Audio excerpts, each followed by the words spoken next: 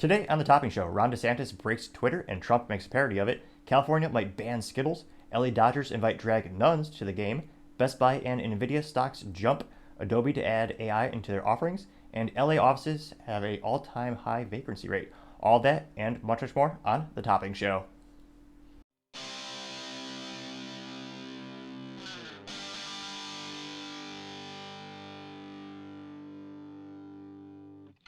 Thank you for taking the time to tune in today. Today's episode of Topping Show is sponsored by Topping Technologies. Topping Technologies is an IT value-added reseller and services company with a special proficiency in IT security. Heck, I gotta say their founder is quite handsome and brilliant. He's me, that's the joke. If you're an IT leader or a business owner, use a little assistance, you can reach the team at sales@toppingtechnologies.com.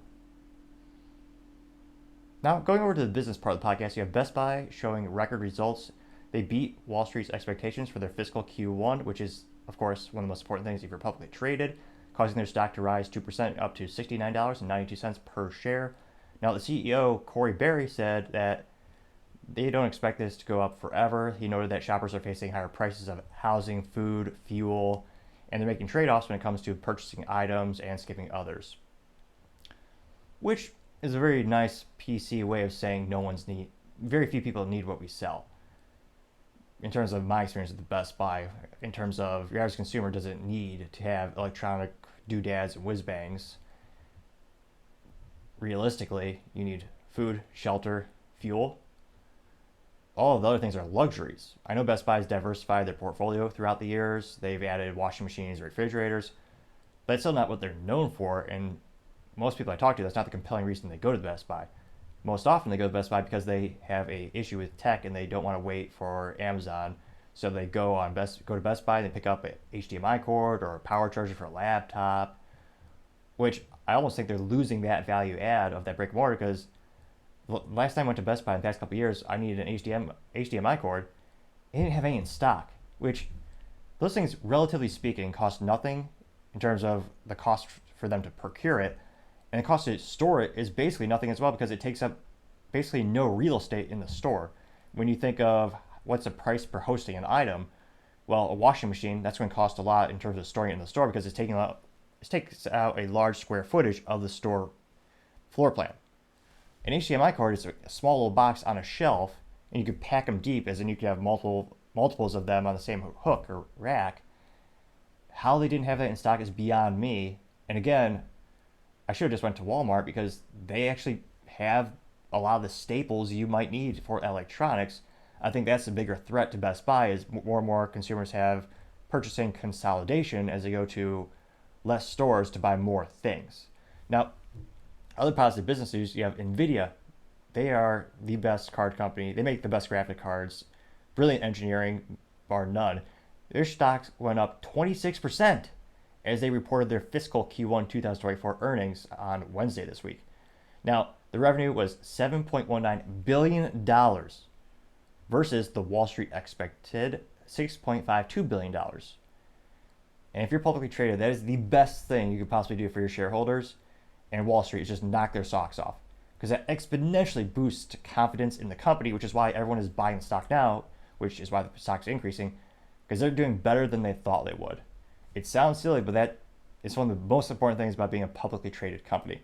Now, their data center sales went up exponentially. They hit $4.28 billion in data center sales compared to the expected $3.9 billion sales. Now, my IT company that I own, we actually have a partnership where we sell a lot of cards for their servers. Let's say you buy a server made by Hewlett Packard Enterprise, Lenovo, or Dell, what have you. If you have a lot of graphic design needs, if you're an architect firm, marketing, what have you, you'll buy upgraded graphics cards and slap those suckers in there. Well, I say slap, engineers delicately place and all that kind of stuff. You get what I mean. But the data center, a lot of consumers don't know where it is. It's where the internet hides, some might say. It's where you go to the fancy controlled room where you have racks upon racks for racks of servers, storage, and networking. And it's a big part of their business, as well as a lot of people just know Nvidia because laptops, they'll sometimes say the sticker, where if it's a good laptop, they'll have an Nvidia graphics card on it. But a big part of their sales is the data center. Now, this is also thanks to a large part because of AI demand. And just like the cloud, there's real stuff on the other end of all these things. Remember, there's no cloud, it's someone else's computer, someone else's server.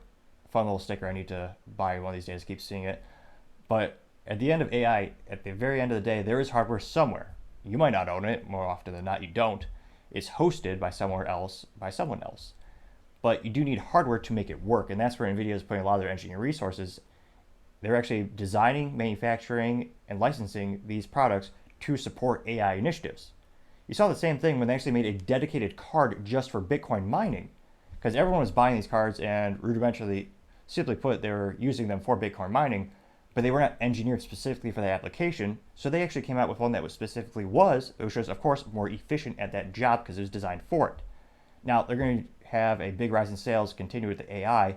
Will it kind of peter out like blockchain and all the Bitcoin stuff? Maybe.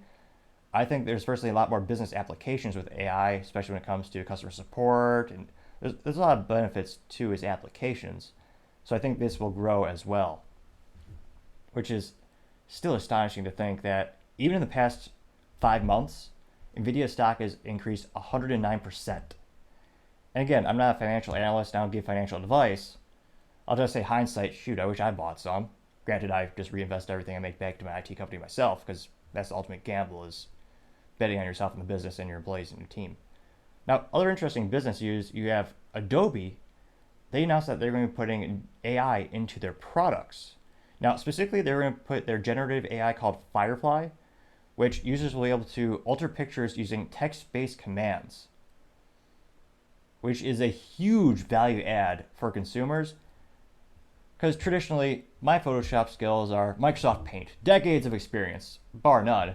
And if you look at some of the earlier videos I did where I chop it up into the segments by category, which I did last Monday, or earlier this week, this Monday, you'll see it's just, copy paste. That's my skill set. Now, if this AI is so advanced in terms of they can understand my input that I can just type the things I want it to do, if it works exactly as they're saying, that's going to be revolutionary, because you're not going to need a degree or an advanced skill set to use Adobe. Historically speaking, you need some training because it's a good product. It has a lot of bells and whistles. There are infinite amount of features you can use on there. So the learning curve is a little bit more advanced because there are so many, there's just a plethora of capabilities. If this works it might even get to the point where I buy that software and use it for my company and the podcast.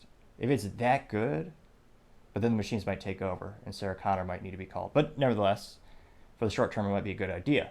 Now, it also says that be able to add and remove objects as needed and understand other commands. Adobe says that the AI is a quote-unquote co-pilot, not a substitute for human designers, which, sure, for now. But if the AI can get more and more advanced, where you can actually tell it, they have, I believe, with ChatGPT and other programs and softwares, you actually have people who will tell them, hey, I want you to make a picture. I made Tim Pool, a really great podcaster. He's made a couple parodies of Trump and Biden where he says, I want a picture of Trump going Super Saiyan, reference to Dragon Ball Z, and it'll generate the image for him all on its own. Why isn't Adobe doing that right now? Adobe is the industry leader when it comes to Photoshop and image editing capabilities. Will they go that far? Time shall tell. Other concerns that people are coming to the forefront is the concern around deepfakes, and maybe Adobe will create something to combat that. Now, maybe they'll have some type of authenticity initiative or certificate so that you know that certain things will be altered. That in and of itself is going to be a huge gold mine of technology. We're getting to the point where Photoshop and just all these images, you have voice generation modules where it's going to become harder and harder to tell the real world from the fake world. You're going to need technology to tell you, did this presidential candidate really say that? Did this CEO really say that? Is this a picture of the CEO with this person? Is that real? If you can have superior technology to tell you if it's authentic or not, that's going to be a gold mine. Then multiple people, governments, and companies will buy that, just no questions asked. Now, going on to the culture part of the podcast, you have California on track to ban Skittles, which, of course, is the rainbow. And not to be biased, I shouldn't say I hate Skittles, but when I was a child, they had a commercial with Skittles where if you took a Skittle and you planted it in the soil, a tree would grow, and that tree, in and of itself, would bear Skittles, So the tree, instead of having apples or whatever fruits out there, you would have Skittles, and you shake the tree and get infinite Skittles for free. Now, I'm sad to say that when I planted those Skittles in my yard, and I watered them for several days as a child, no Skittle tree came. So part of me still has a disdain for Skittles, in full transparency, to this day, because the Skittles tree was not real. Alas. Nevertheless, California might be banning them, ironically. Now, it's on track to be banned because they say that it could hurt child reproductive capabilities. So California is a state where currently, the way the law is currently written and enforced, kids can change their gender without parental consent. Again, these are kids under 18, and they just go to the doctor, get a script. Parents do not need to consent in that state. So that's okay. They can get drugs that can castrate them, but they can't have Skittles because they might. That's the logic, and the culture is they agree with this because that is what they vote for, and that's what they're doing. Now, the logic behind the ban, again, they're saying they want to, the bill specifically prohibits the manufacture, sale, or distribution of products containing titanium dioxide, potassium bromide, red dye number 3, brominated vegetable oil, or propylparaffin. All things I can barely pronounce and probably aren't good for you, but it's a strange culture in California where this bill, I believe got passed their Senate.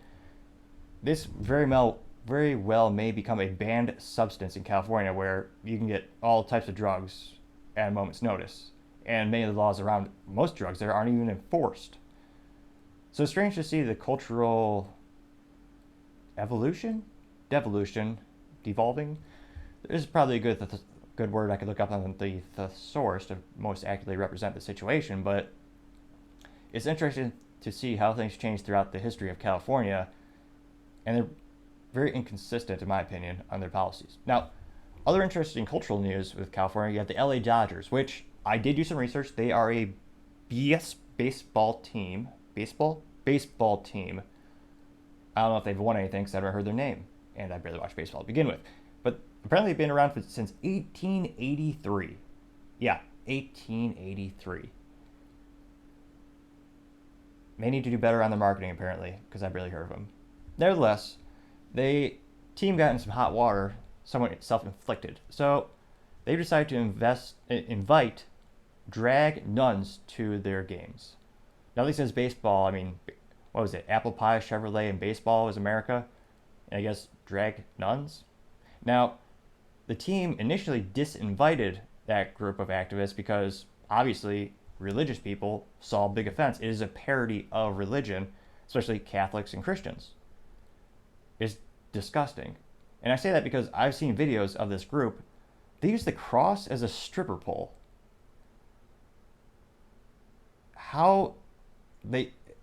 And it boggles the mind, the cultural decay where the United States used to respect religion, and people used to have the common courtesy to actually respect each other's religion. And this is not a comedic thing. They fully believe in this culture that they're embracing.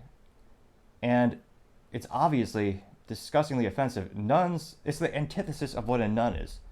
Nuns are conservative in terms of their clothing, their ideology. They obviously don't sleep around or reveal themselves or pole dance. But the team said, okay, we're gonna invite them because that makes sense for baseball. They disinvited them because Catholics and conservatives said, well, wait a minute, how is this family friendly? And you're saying, baseball is a family friendly event.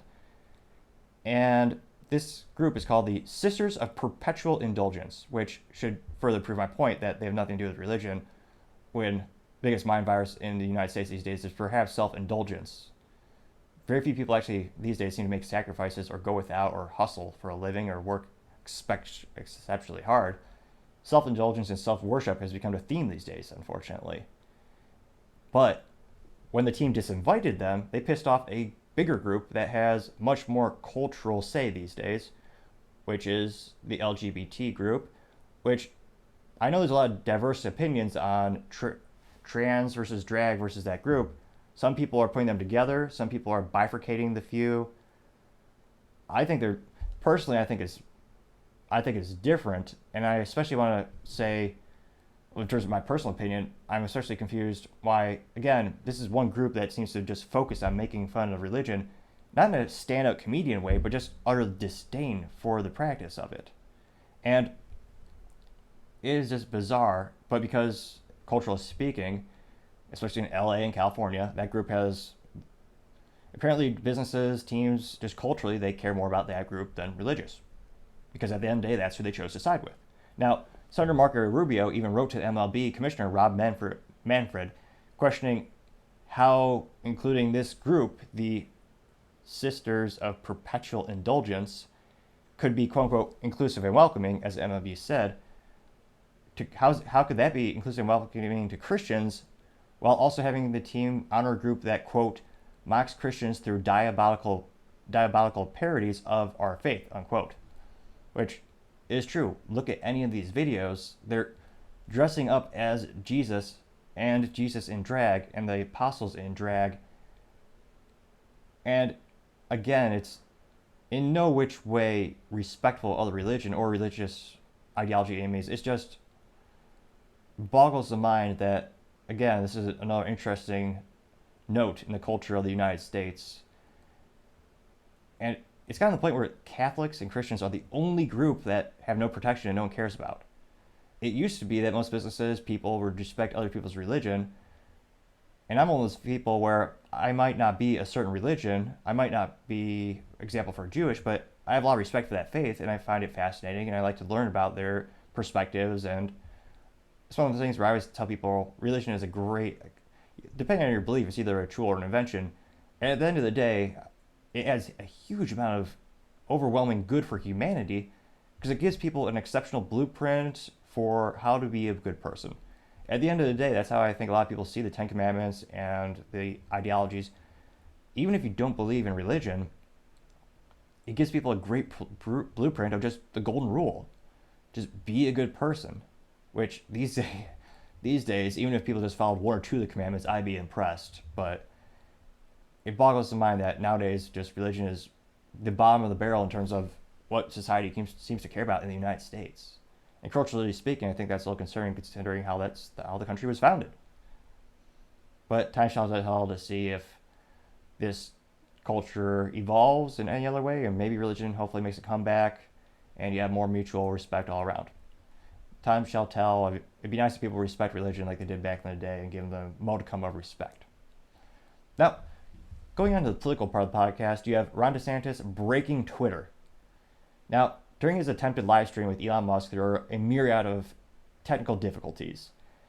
And again, one of the big issues I had was there's no video still. It's not 1999. Even Mark Cuban made his money with broadcast.com or .net. And that was one of the first successful business ventures that transmitted images, or rather video, over the internet. We've had that capability since before the .com boom in 2000.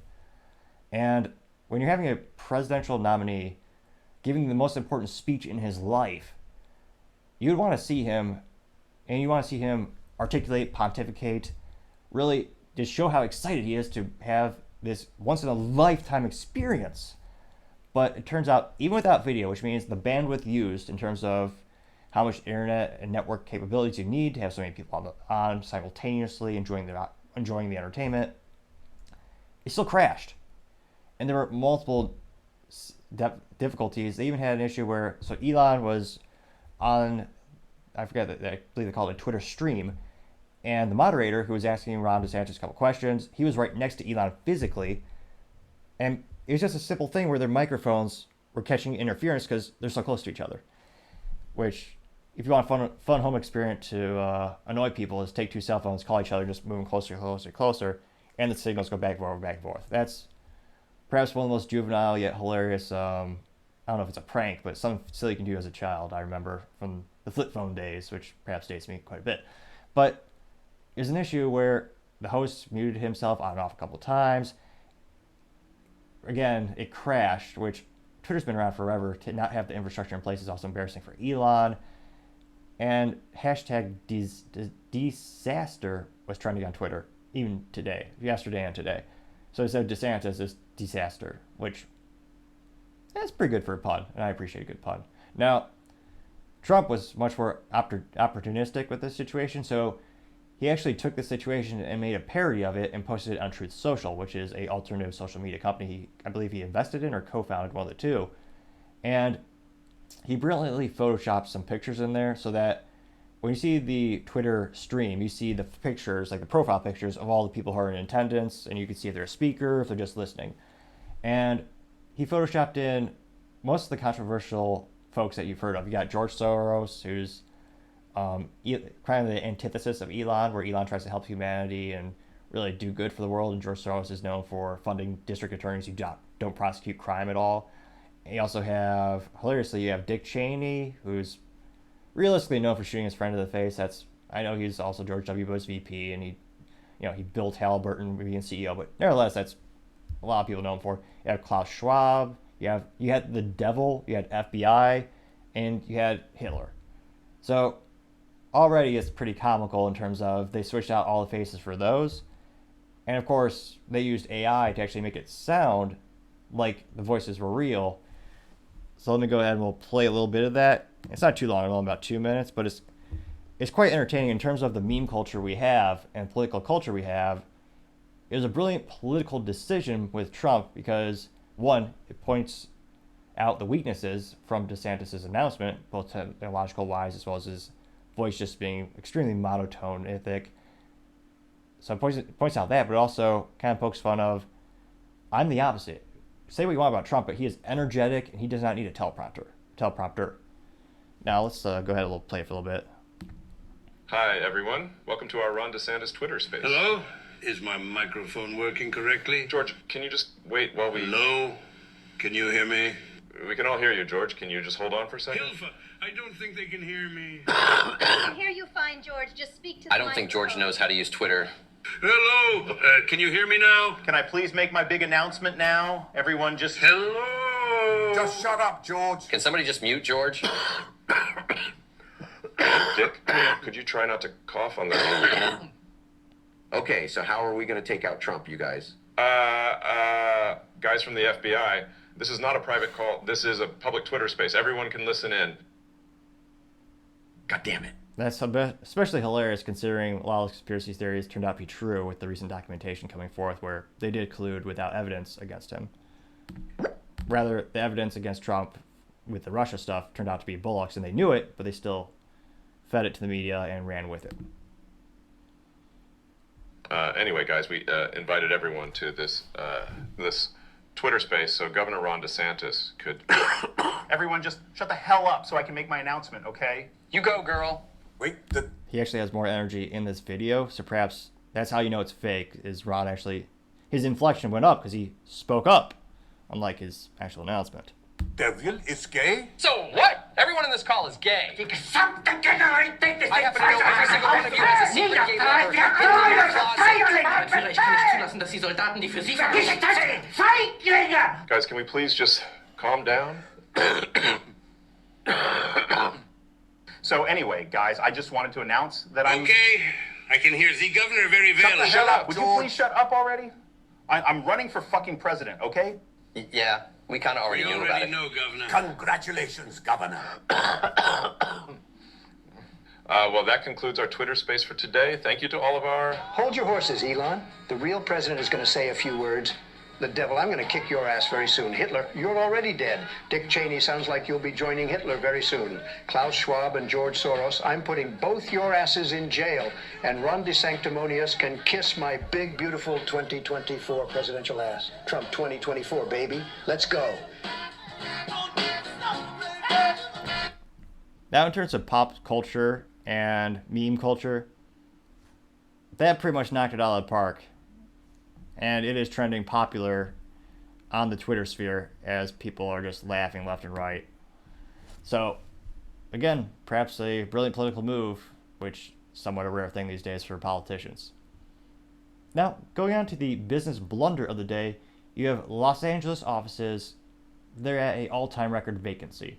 Now, vacancy, for those who never learned because they went to public school, vacancy is defined as an empty space. It's a noun, an unoccupied position.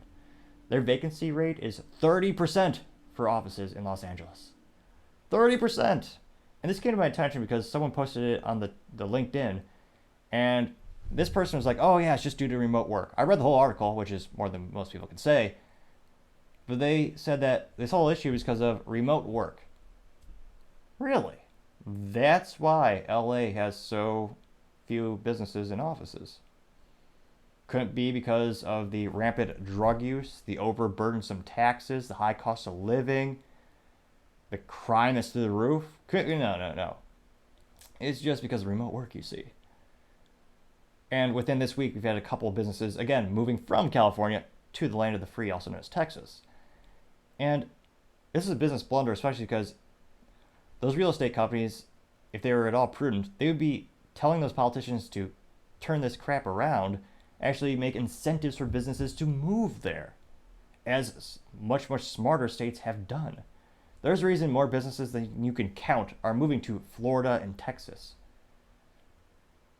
It's not just because they have a zero income tax. However, that is a brilliant decision from a political move because, again, it gives people extra incentive to move here, thereby giving you a greater quantity of people who are, again, they're all going to pay a sales tax of 8.25% in Texas. They're also going to pay a property tax. You have gasoline taxes. There's enough taxes to tax you to death, unfortunately. Slightly less so, though, in those areas. But if you're a real estate company and you're in Los Angeles, you should be finding out a way to fix it and tell those politicians, hey, you're scaring the living daylights of all of these businesses, all these prospective occupants. And also lawsuits. There are a myriad of reasons that make it difficult to do business in California. And yet, they think it's just remote work as why they didn't have. So if they're prudent businesses, those real estate companies in Los Angeles, they shouldn't just be prospecting. In terms of, every company should be always trying to increase their sales with cold calling, emailing, other social media initiatives. If you need IT, reach out to Topping at toppingtechnologies.com. Speaking of.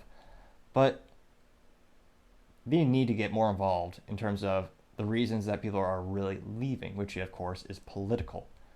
People aren't safe there. People can't make a living there. It's the burden for a company to actually make a profit is huge because, again, of all the reasons I previously said.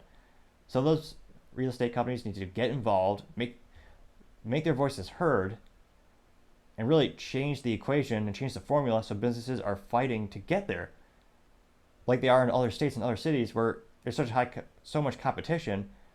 They actually have to outbid each other to get some real estate in those areas. You're not seeing that in Los Angeles. It's the complete opposite. So, yeah, needless to say, that is the business blunder of the day. Thank you so much for taking the time to tune in. Also, don't forget to like, subscribe, and comment. All your feedback greatly is appreciated as we continue to make the show better and better. Also, don't forget to tell your family, tell your friends, tell your coworkers, heck, tell anyone and everyone to stay safe and fight the good fight.